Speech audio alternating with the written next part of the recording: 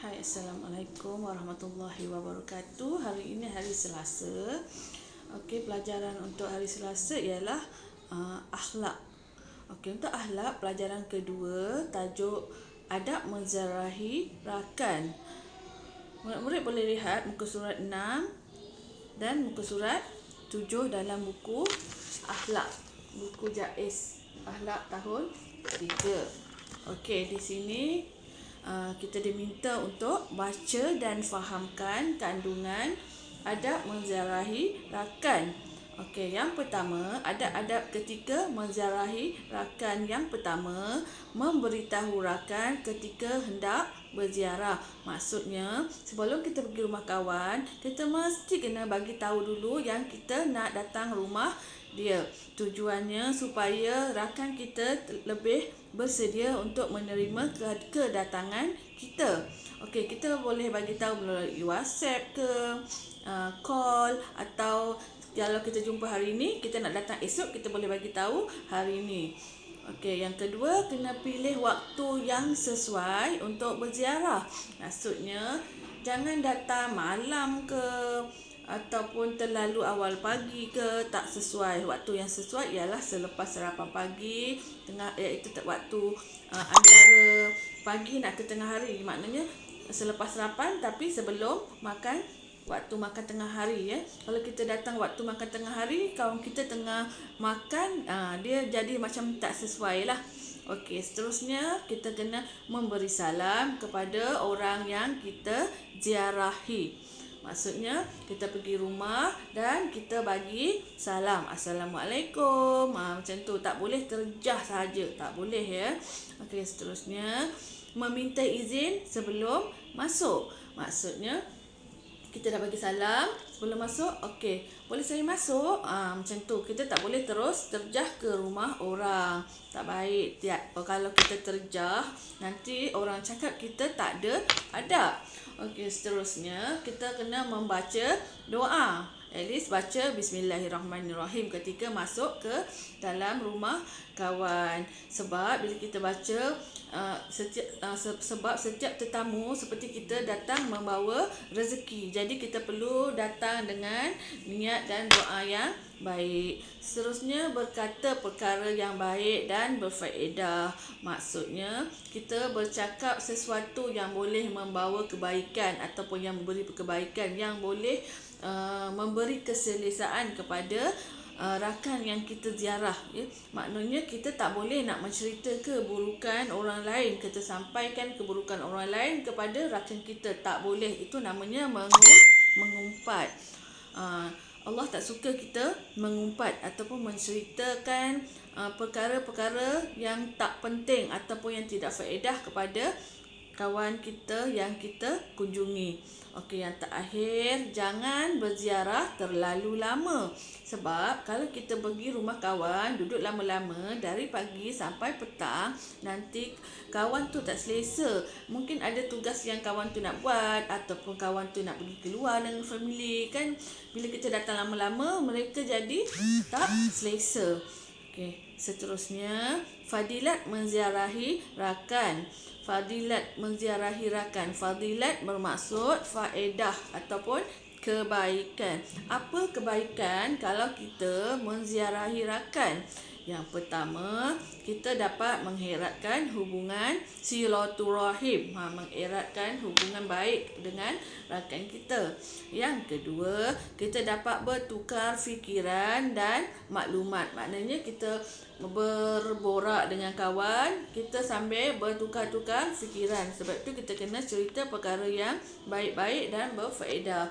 Okey, yang ketiga, kita dapat ganjaran pahala daripada Allah Subhanahu Wa Taala. Kita pergi rumah kawan, kita dapat pahala sebab kita telah mengeratkan silaturahim. Okey, seterusnya, mengetahui kabar berita. Kalau kita pergi rumah kawan, kita tahu kawan kita sihat ke, tak sihat ke, kan, betul. Okey, seterusnya, menambah kasih sayang sesama rakan. Maknanya kita pergi rumah kawan akan menambahkan, akan mengeratkan hubungan kasih sayang antara kita dan rakan. Okey, seterusnya kita buka muka surat 8. Akibat tidak beradab ketika menziarahi rakan. Maknanya, kalau kita tak pernah tengok kawan kita, apa akibatnya? Akibat tu maksudnya perkara buruk. Perkara buruk akibat. Okey, yang pertama, tidak mendapat keredaan Allah Subhanahu Wa Taala dan Rasulullah Sallallahu Alaihi Wasallam. Kalau kita tak pergi langsung, tak pergi lawat kawan kita, tidak mendapat redha Allah dan Rasul. Okey, yang kedua, kita tidak disukai oleh rakan. Yelah, lama tak tengok kawan pun dah tak ingat kita, betul? Kemudian, yang ketiga, ibu bapa dan keluarga kita akan mendapat malu. Lama tak jumpa kawan, nanti orang cakap-cakap buruk pasal kita, ibu bapa akan dapat malu. Okey, seterusnya, dalil adab berziarah. Bismillahirrahmanirrahim.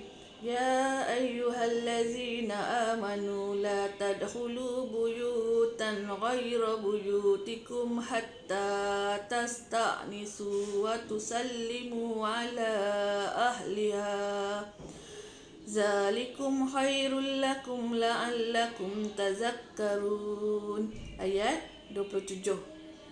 Wahai orang-orang yang beriman, janganlah kamu masuk ke dalam mana-mana rumah yang bukan rumah kamu sehingga kamu meminta izin serta memberi salam kepada penghuninya terlebih dahulu. Yang demikian adalah lebih baik bagi kamu supaya kamu beringat mematuhi cara dan peraturan yang sopan itu. Surah An-Nur ayat 27. Okey, maknanya dalam Al-Quran pun Allah ada sebut bahawa kalau kita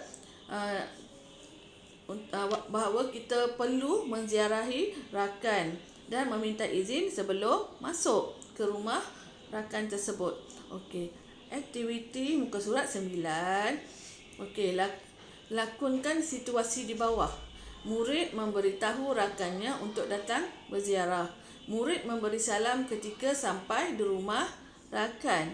Murid menghormati ahli keluarga rakannya. Murid meminta izin untuk beredar. Okey, yang ini, aktiviti ni biasanya kalau kita ada kawan, kita boleh buat aktiviti bersama dengan kawan. Tapi kalau tak ada kawan, boleh buat dengan adik-beradik. Kalau tak ada, tak apa.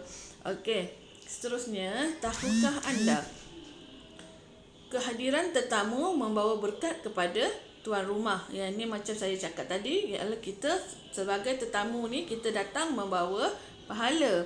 Okey, yang kedua, Rasulullah Sallallahu Alaihi Wasallam sentiasa menziarahi para sahabatnya jika berkelapangan. Okey, yang ketiga, ziarah sangat dituntut oleh syarak. Okey, ucapkan Assalamualaikum warahmatullahi wabarakatuh kepada rakan sesama Muslim. Amalkan. Itu sahaja. Okey, untuk latihan hari ini, murid-murid perlu menyalin dalam buku latihan, buku adab, iaitu salin adab-adab ketika menziarahi rakan. Tulis dengan cantik dan kemas. Okey, terima kasih.